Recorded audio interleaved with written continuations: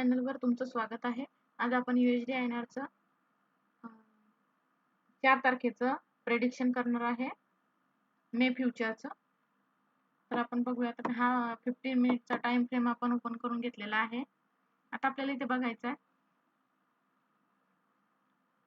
76.76 जर वरती क्रॉसिंग दिलं तर आपण अप साइडच्या व्ह्यूला बसणार। व्ह्यू कोणता राहील मग 76.88 पहिला आणि नेक्स्ट 76.94 टू 77 पर्यंत हा वरचा व्ह्यू। पण काय क्रॉसिंग दिल्यानंतर 76.76 ची क्रॉसिंग वर दिल्यानंतर आपण बाय साइडला बसणार।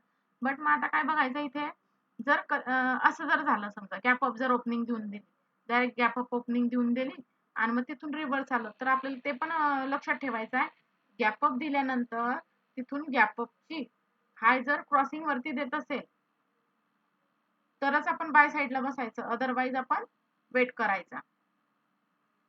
आणि आता आपल्याला खालच्या साइडसाठी बघायचं आहे। जर आता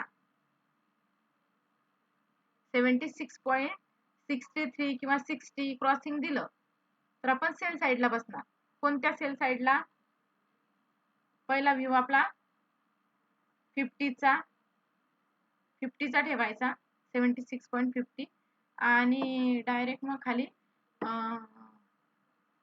76.40 चा इथपर्यंत 76.40 च्या आसपासचा व्ह्यू ठेवायचा। आणि जर त्याच्याही खाली जात असला तर मग त्याच्या खालचे व्ह्यू येतील।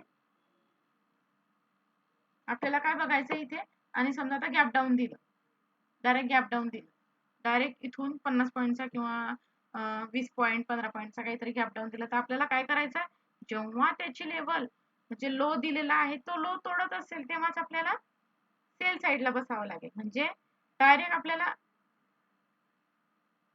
आपल्याला तिथे जंप नाही घ्यायची आहे, वेट करावं लागेल की तिथून तो लो तोडतो आहे का हे बघायचं, ऑब्झर्व करायचं, तेव्हाच आपण सेल साइडला बसायचं। आणि इथे कुठेतरी ओपनिंग दिली, फ्लॅट ओपनिंग दिली, तरच आपण डायरेक्ट ही क्रॉसिंग झाल्यानंतर आपण खालच्या व्ह्यू साठी बसू शकतो। आणि 10 पॉईंट नंतर काय करायचं, आपण इथे स्टॉप लॉस किंवा स्टॉप लॉस लावून ठेवायचा, म्हणजे आपलं जेणेकरून जे 10 पॉईंटचे पॉईंट असतील ते आपले कॅच होतील। म्हणजे डायरेक्ट आपण परत त्या लेवलवर नाही येऊन जात ना। आता काल जर आपण पाहिलं, कालची पोझिशन जर पाहिलं तर इथे कुठेतरी ओपन झालं होतं बघा, इथे ओपन झालं, इथे कोणी सेल केलं असेल, इथे बुक नाही केलं समजा व्ह्यू नुसार, डायरेक्ट कुठे झालं, परत क्लोज तिथेच त्याच पोझिशनवर क्लोजिंग दिली।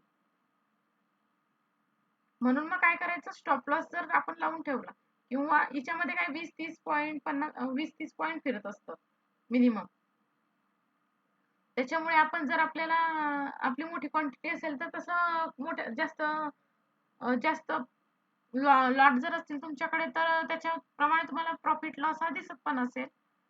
हा व्ह्यू ठेवून आपण बाय आणि सेल करायचं। आणि फ्लॅट मध्ये तर